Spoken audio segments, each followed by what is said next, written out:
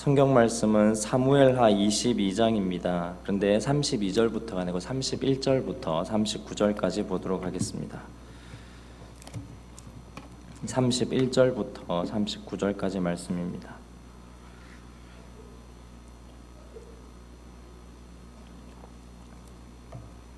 제가 32절부터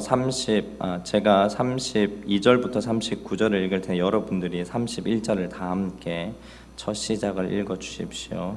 31절입니다. 시작.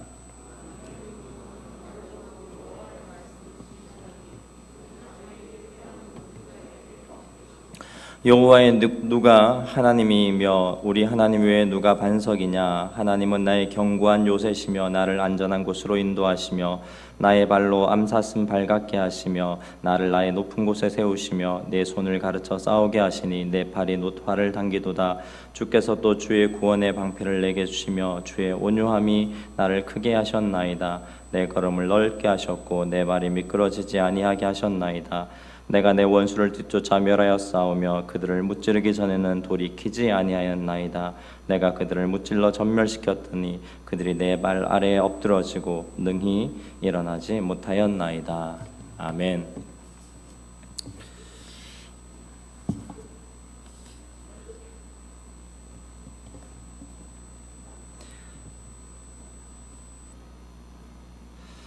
요즘은 저희 집에서 아내하고 저하고 하는 이야기의 중심에 항상 등장하는 사람이 있습니다. 누구겠습니까? 예, 여러분의 고개를 끄덕하시는 것과 그렇게 생각하시면 그게 정답입니다. 제 아들입니다. 아들 이야기가 늘 빠지지 않습니다. 올해 제 아들은 초등학교에 들어가는 나이가 되었습니다. 일명 8살 형아가 되었습니다. 그리고 아들은 이제 초등학교 들어가면 초등학교의 교육 과정과 또 교우 관계들을 통해서 여러 가지 삶을 배우게 될 것입니다. 그래서 저희는 부모로서 어떻게 이 아들을 돕고 또 방과 후에는 어떻게 돌보아 주어야 하는지, 그게 어떻게 하면 효과적인 돌봄과 사랑인지 여러 가지 이야기를 나누곤 합니다. 때로는 약간의 의견 조율에 신경전도 있기도 하고 또 소리를 높일 때도 있습니다. 그런데 이렇게 이야기를 할 때마다 늘 마지막 결론은 똑같습니다. 하나님께 기도하며 최선을 다하자라고 결론을 내립니다. 그리고 하나님께서 지금까지 이렇게 잘 키워주셨듯이 도와주셨듯이 앞으로도 늘 그렇게 도우신다고 서로를 격려하고 이야기를 마치게 됩니다. 그런데 지난주는 이번 주는 곰곰이 저희들의 이야기 가운데 참 무서운 것이 있다는 것을 깨달았습니다. 무섭다. 무슨 이야기는 바로 늘 그렇듯이라는 말입니다. 늘 그렇듯이 정말 좋은 믿음입니다. 그런데 이 늘 그렇듯이라는 말이 참으로 저에게 무서웠습니다. 이 늘 그렇듯이라는 말은 진짜 문제를 외면하게 만드는 막연함의 능력이 있는 것 같습니다. 늘 그렇듯이라는 말이 이번 주 얘기를 하면서 저에게는 두 가지의 문제점을 가르쳐 주었습니다. 먼저 첫 번째는 변화 없이라는 말입니다. 조금 더 나를 돌아보고 조금 더 그 상황을 직시하고 조금 더 깊이 있게 숙고하고 그리고 조금 더 변화된 행동을 계획해야 되지만 지금까지 늘 그래왔듯이 지내왔다는 겁니다. 100점은 아니더라도 그렇게 나쁘지 않았다는 말입니다. 그러니 오늘도 얘기는 많이 했지만 애써 변화하며 고민하기 싫다는 말입니다. 그리고 두 번째는 저는 이것이 더 무섭다는 생각이 들었습니다. 이것이 저는 늘 그렇듯이 가장 큰 무서움이라고 생각했습니다. 그것이 무엇이냐? 목회가 밥벌이의 수단은 아니지만 저희 가정은 저도 아내도 일하는 일상적으로 이야기한 맞벌이 가정입니다. 그런데 이 맞벌이 가정의 경제 구조에 이미 저의 아내와 저는 익숙해져 있습니다. 그래서 지금보다 적게 벌면 하지 못할 일들이 경제적으로 생기게 됩니다.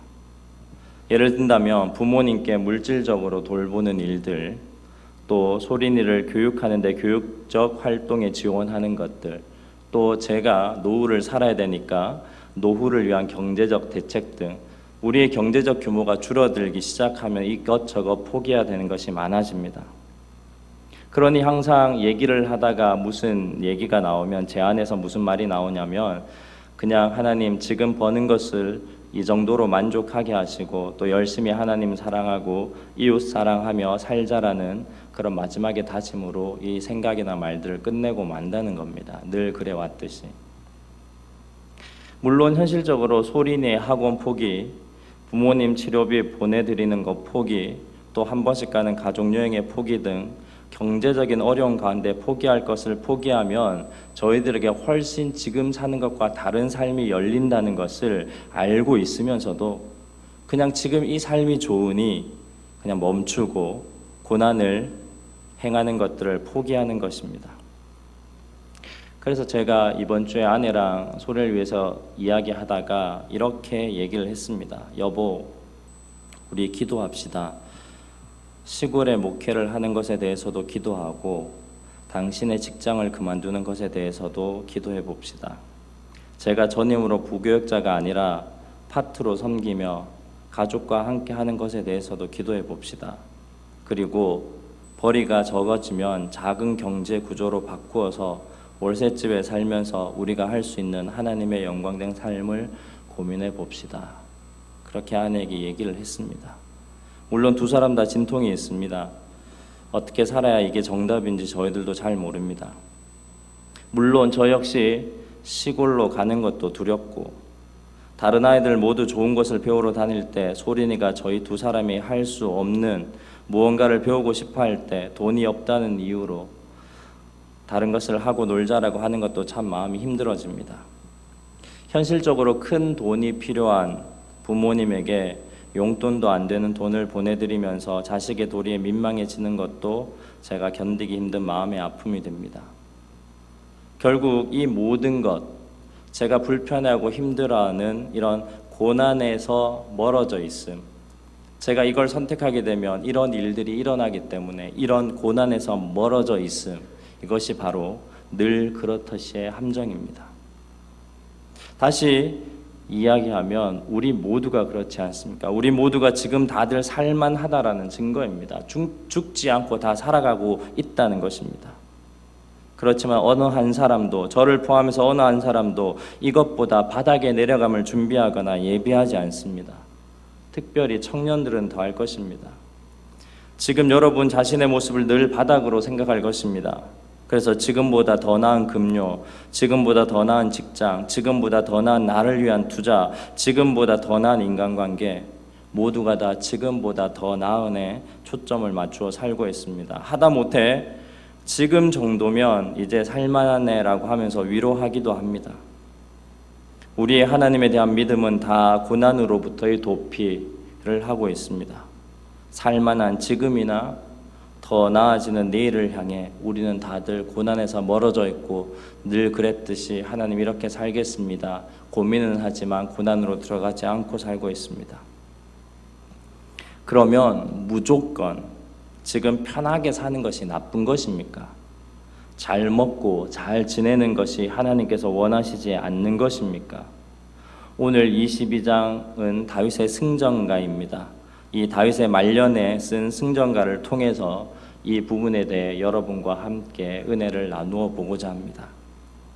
오늘 다윗이 부른 것은 승리의 노래입니다. 그래서 이 22장에는 다윗의 승전가라는 별명이 붙여져 있습니다. 이 사무엘하 22장의 말씀은 10편, 18편에 가보면 그대로 나와 있습니다. 오늘 읽었진 않지만 1절에 보면 여호와께서 다윗을 모든 원수의 손과 사울의 손에서 구원하신 그날에 다윗이 이 노래의 말씀으로 여호와께 아뢰었다라고 합니다.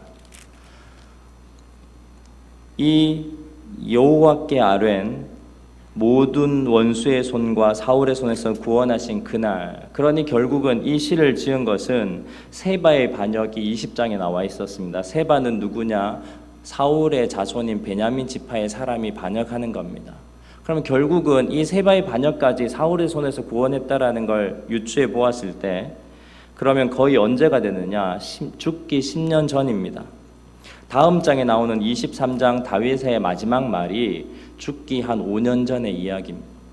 자기의 말입니다. 그러면 오늘 이야기는 세바의 사건 후로 있었고 죽기, 하늘나라로 가기 전 한 10년 전쯤에 말년에 쓴 글입니다. 결국 오늘 본문은 자기의 전 인생을 통해서 이야기하고 나누고 했던 그 모든 가운데 자신의 인생 회고록에 관한 승전가입니다. 다르게 얘기하면 전쟁에 대한 회상을 하면서 이런 전쟁이 있었지, 이렇게 하나님 도와주셨지 하고 한 승리에 대한 하나님께 드리는 감사의 시쯤으로 여기면 될 수 있습니다. 여러분에게 질문 하나 드리겠습니다. 승전가가 무엇입니까? 승전가. 승리의 노래 아닙니까? 전쟁에서 승리했을 때 부른 노래가 승전가입니다. 만약에 여러분이 장군이고 여러분이 승리했다면 어떤 노래를 부르시겠습니까? 물론 하나님을 믿고 있으니 하나님에 대한 이야기를 할 수밖에 없습니다. 승리케 하시니 감사도 얘기할 것입니다. 그러나 그 이야기의 찬양의 주된 내용은 뭐로 적으시겠습니까? 여러분의 무용담, 나의 무용담이 되기 쉽지 않겠습니까? 작은 군사로 이렇게 큰 군사를 이겼다, 이런 내용으로 적지 않겠습니까? 그리고 그렇게 전술과 지략에 하나님께서 도와주셨다라고 적지 않겠습니까? 그러나 오늘 다윗의 노래, 이 22장 다윗의 승전가는 특이한 점이 몇 가지가 있습니다. 그래서 그것을 통해 나누어 보고자 합니다. 오늘 31절 말씀부터 39절의 말씀은 그 중심에 있는 구절입니다.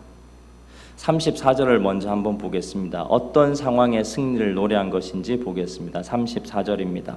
나의 발로 암사슴 발같게 하시며 나를 나의 높은 곳에 세우시며, 그렇게 되어 있습니다. 34절은 어떤 상황이냐면 두 가지 상황을 회고한 것입니다. 물론 전쟁에 승리한 모습을 나타낸 겁니다.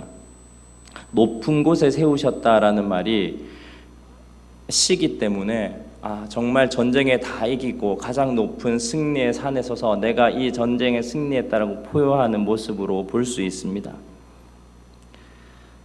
그러나 앞의 구절과 연결을 해보면 조금 다르게도 해석해 볼 수 있습니다. 나의 발로 암사슴 발같게 하시며 나를 나의 높은 곳에 세우시며, 사슴들은 자기가 훌륭한 무기가 잘 없기 때문에 피해 다닙니다. 그리고 그 발이 굉장히 작기 때문에 좁은 곳에서 균형을 잘 잡고 도망갈 수 있습니다. 그래서 호랑이나 큰 짐승들이, 사자나 그런 짐승들이, 곰이나 이런 짐승들이 못 다가오게 좁은 협곡이나 좁은 난간으로 피해갑니다. 높은 곳으로 갑니다. 그러면 목숨을 부지할 수 있습니다. 그런 장면을 34절에서 그리고 있습니다. 나의 발로 암사슴 발같게 하시며 나를 나의 높은 곳에 세우셨다. 물론 전쟁에 승리해서 높은 곳에 세우셨다는 얘기도 되지만 지금 이 상황은 다윗이 사울을 피해서 돌아다닌 많은 상황들을 얘기하는 것을 짐작할 수 있습니다. 시편 11편 1절에 보면 사람들이 그렇게 얘기합니다. 다윗한테, 다윗 왕이시여, 그때는 다윗 왕이 아니고 쫓기는 자였습니다. 다윗이시여 피하십시오. 다른 데 더 깊은 곳에 피하십시오. 산으로 더 피하십시오. 이렇게 자기를 따르는 추종자들이 얘기합니다. 그때 다윗이 뭐라고 하냐면 시편 11편 1절에 내가 여호와께 피하였거늘 이라고 얘기합니다. 당신들은 내가 지금 쫓겨다니는 것 같고 산속을 헤매는 것 같지만 나는 지금 여호와께 피하여 있습니다 라고 얘기합니다. 그러면서 11장 7절에는 그리고 항상 나는 하나님을 묵상해 나가고 있기 때문에 나는 산속에 피한 것이 아니라 하나님의 얼굴을 보고 있습니다 라고 얘기를 합니다. 그러면서 나는 하나님의 얼굴을 보고 있는데 너희들은 왜 그것을 못 보느냐? 여기는 피하는 어려운 산길이 아니라 하나님이 있는 곳이다 라고 피난하고 있는 동료들에게 권면과 책망의 이야기요, 또한 지금도 여전히 함께하고 계신다는 희망을 주는 얘기입니다. 물론 승전가라고 하면 승리의 이야기를 적어야 되지만 표면적으로는 전쟁에 승리한 이야기지만 사실 내면적으로 더 깊이 들어가 봤을 때는 자기가 쫓겨다니고 있는 상황을 승전가로 부르고 있는 다윗입니다. 33절에 이렇게 얘기합니다. 하나님은 나의 견고한 요새시며 나를 안전한 곳으로 인도하셨다.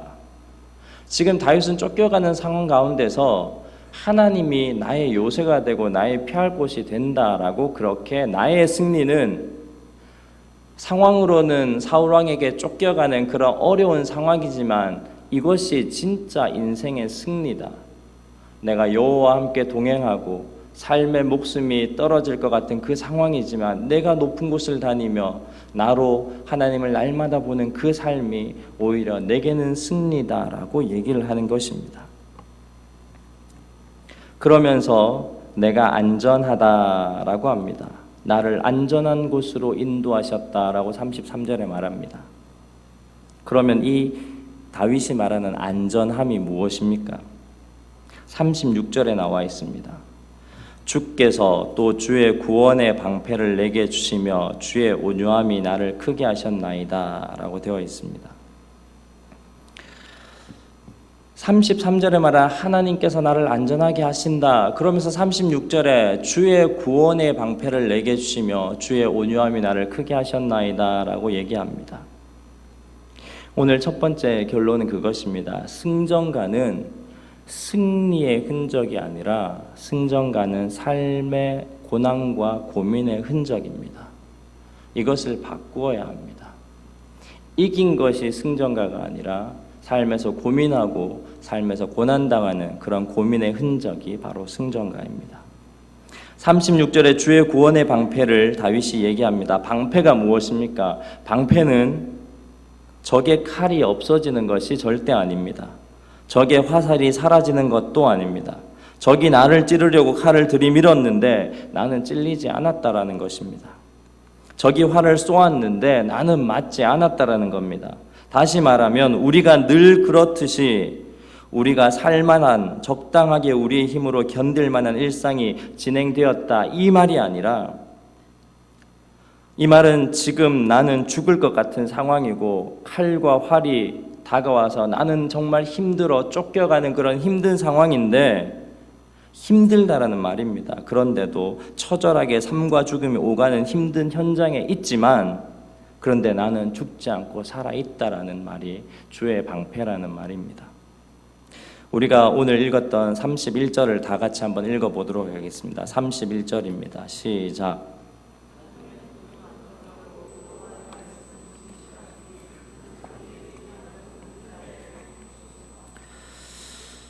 31절에 보면 하나님의 도는 완전하다. 여호와의 말씀은 진실하니 그가 자기의 피하는 모든 자에게 방패다. 하나님이 우리의 방패가 되신다라고 얘기를 하는 겁니다.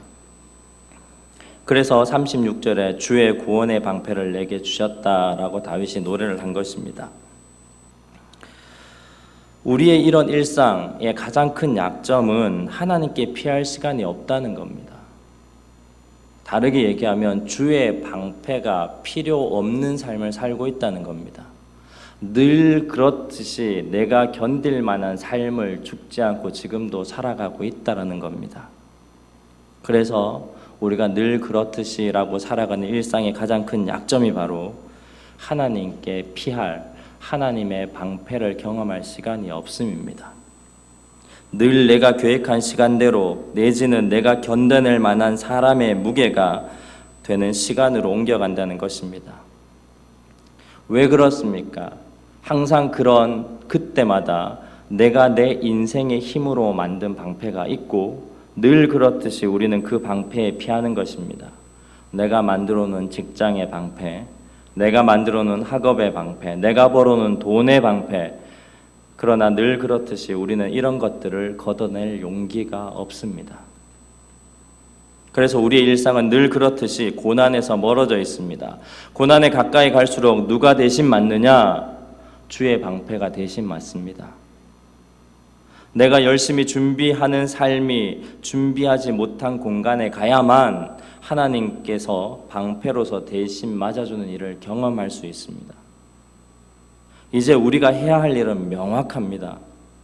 고난으로 가까이 가야 합니다. 사람들이 가지 않는 곳으로 가야 합니다. 청년 공동체 안에서 연습해야 합니다. 싫어하고 맞지 않고 힘들어하는 지체들을 내가 품어야 합니다. 그리고 내가 아니라고 하는 일에 가야 됩니다. 그렇습니다. 저에게 이번 주에 자매들 몇 명이 한 형제에 대해서 더 잘 대해주라고 저한테 조언과 격려를 해 주었습니다.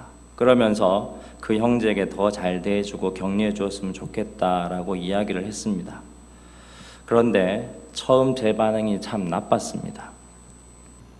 마음이 상했습니다. 기분이 나빴습니다. 저는 그 사람과의 관계가 조금의 트러블은 있지만 별반 나쁘지 않다고 생각했습니다. 대수롭지 않게 생각했습니다. 그런데 그 조언하는 사람들은 그런 관계가 서로가 마이너스가 되니 목사님 조금 더 사랑과 격려의 관계가 되었으면 좋겠습니다 라고 조언을 했습니다. 그래서 그 자리에서 제가 무슨 말을 했느냐, 저는 그렇게 얘기했습니다. 그건 그 사람의 잘못이 있다는 식으로 그 사람의 잘못을 극대화했습니다. 그리고 그가 그것을 고치는데 지금 내가 대하는 방식이 맞다고 조언하는 사람들을 설득했습니다. 그런데 지금 생각하면 참 나빴습니다. 목회자의 위치를 떠나 하나님을 믿는 사람은 그렇게 하는 것이 아닙니다. 그래, 미안하다, 내가 좀 부족했지, 나도 노력할게, 그렇게 하고 노력하면 됩니다. 그리고 조언을 받아들이고 격려하면 됩니다. 그런데 내가 잘못한 게 들켰다는 게 기분이 나빴고 그 정도 관계에 좋지 못함은 인간관계에서 대수롭지 않은 거라는 생각으로 저를 포장하려고 하는 마음이 들었습니다.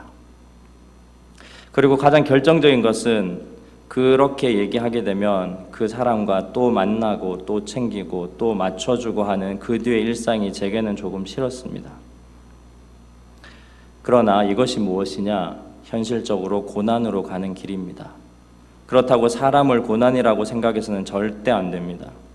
지금 내가 하기 싫어하는 그 일이 바로 고난입니다. 더 사랑하고 더 섬기는 곳, 더 나누는 곳, 내가 물론 더뎌지고 돌아가고 덜 벌게 되지만 해야 하는 일과 사람을 향해 찾아가는 것, 이것이 바로 고난입니다. 그리고 그것이 힘겹고 버거울 때 우리는 무엇을 보느냐? 하나님의 방패를 만나게 됩니다. 사람들이 그렇게 얘기합니다. 예수를 믿고 더 힘들어졌습니다. 하나님은 계시는데 왜 자꾸만 제게는 어려운 일이 생깁니까? 사랑하는 청년들과 성도 여러분, 이제 사무엘하는 오늘 22장을 끝으로 2장밖에 남지 않았습니다. 다윗의 이야기를 통해서 무엇이 남으셨습니까? 다윗이 행한 기도의 행적과 전쟁의 행적과 하나님과의 관계에 좋은 스펙만 남는다면 제가 잘못 전한 것입니다. 그래서 오늘 두 번째 말씀드리고 싶은 것이 인생은 스펙이 아니라 고난의 이야기입니다. 인생의 힘은 스펙에서 나오는 것이 아니라 바로 고난의 스토리에서 나오는 것입니다.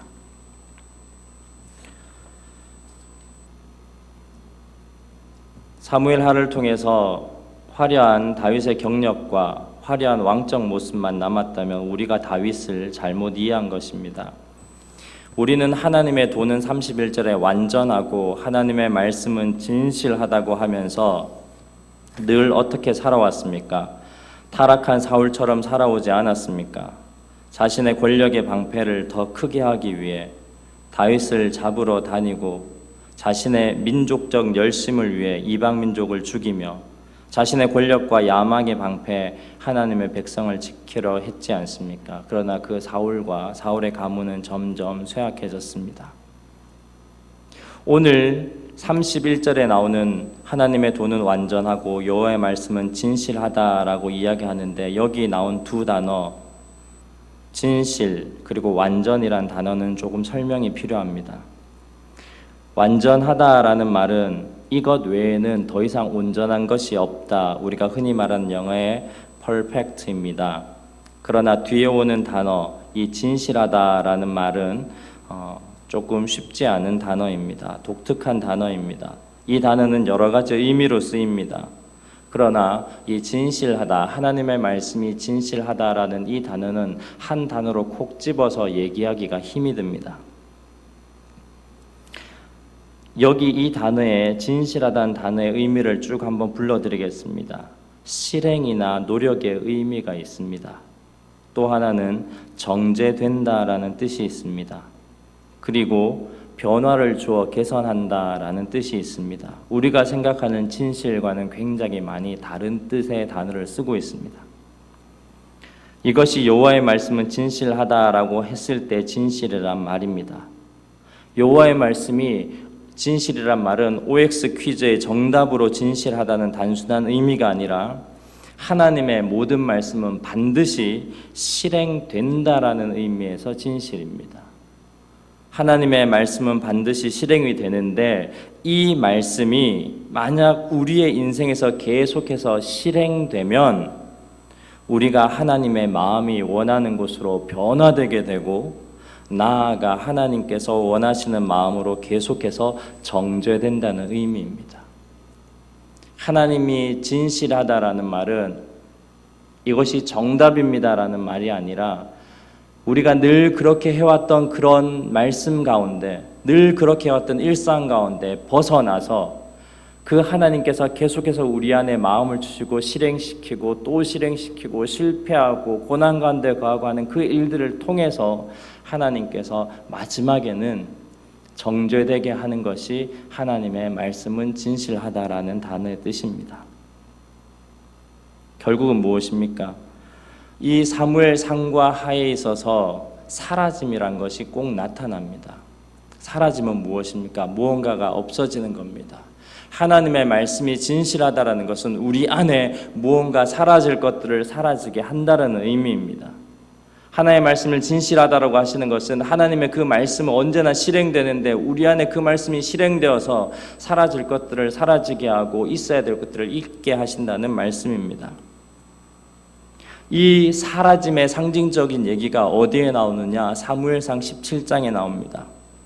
17장 38절에 사울이 다윗이 골리앗과 싸우겠다고 할 때 어떻게 하는지 아십니까? 사울에게 자기의 갑옷과 투구를 입힙니다. 성경에는 사울이 다윗에게 자기의 군복을 입히니라라고 17장 38절에 표현합니다.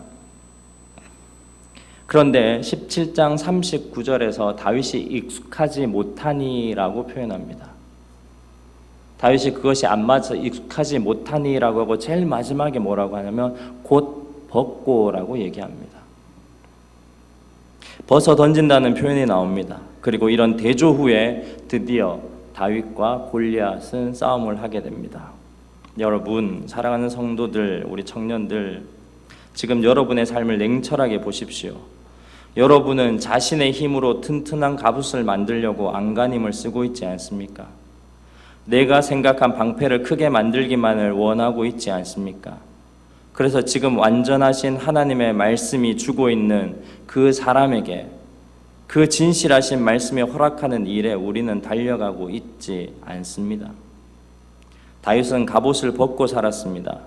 아니, 그런 상징적인 일을 계속하려고 살았습니다. 사무엘 상과 하의 다윗의 행적은 자기의 방패를 벗고 자기의 갑옷을 벗는 삶을 보여주는 것입니다. 그렇게 되었을 때 다윗이 만난 것이 하나님의 갑옷이요 하나님의 방패였기 때문에 오늘 이렇게 사무엘상 22장에 이런 고백을 할 수 있는 것입니다. 인생에서 몇 번이나 자신의 생각으로 갑옷을 견고히 만들 수 있었습니다. 그때마다 다윗은 포기했습니다. 도망가는 중에도 하나님께 물어보고 하나님께서 동족을 위해 전쟁하라고 하면 사울이 뒤에 쫓아오는 중인데도 민족을 위한 전쟁이라는 고난을 선택했습니다. 하나님의 말씀은 실행되기 때문입니다. 그것을 믿었기 때문입니다. 그리고 물론 다윗은 그때마다 하나님의 방패를 경험했습니다. 다들 도망가자라고 할 때 죽을 위기라고 했지만 기꺼이 다윗은 그렇게 민족의 고난과 함께 전쟁하며 살았습니다. 사울을 죽일 수 있는 기회가 또 있었습니다. 그렇지만 그는 살려두었습니다. 그렇게 살려두면 자신이 괴로워지고 계속해서 쫓아온다는 것을 뻔히 알지만 하나님 말씀에 진실하신 실행되는 그 말씀에 순종하여 기름 부음 받은 자는 하나님께서 삶과 죽음을 결정하신다고 하면서 그는 스스로 고난과 가까이 살았습니다. 사랑하는 성년들과 성도님들, 인생은 스펙이 아닙니다. 강한 갑옷이 아닙니다. 나의 큰 방패가 아닙니다.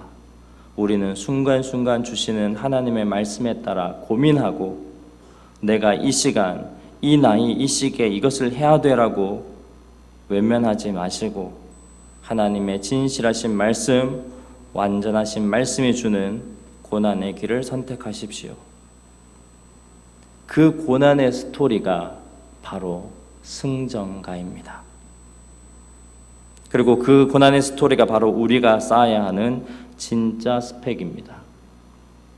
세상은 스펙이 이긴다고 하지만 말씀은, 여호와의 말씀은 진실하다고 얘기합니다. 진실의 원문의 뜻은 우리가 이미 살펴보았습니다. 또 하나의 진실의 뜻이 뭐냐면 틀린 곳에서 풀어진다, 놓여진다라는 뜻입니다. 하나님의 말씀이 진리라는 것은 우리가 틀린 곳에서 나올 수 있는 힘을 줍니다. 바르지 않은 것에서 풀려나와 놓여져서 진짜 진리의 것에 설 수 있는 것이 진실의 힘입니다. 내게 지금 이 하나님의 말씀이 내 방패와 갑옷을 견고하게 하지 못하는 일이라도 하나님 말씀이 가는 곳이라면 우리는 그 고난을 가까이 하십시오. 그러면 결국 다윗처럼 쫓겨가는 가운데서도 하나님의 방패가 나를 지키고 그가 하나님이 나의 요새라고 외칠 수 있을 것입니다. 늘 그렇듯이 살면 이 고백은 하나님 앞에 서는 그날까지 우리의 입술에서 한 번도 고백되지 않을 것입니다. 기도하겠습니다.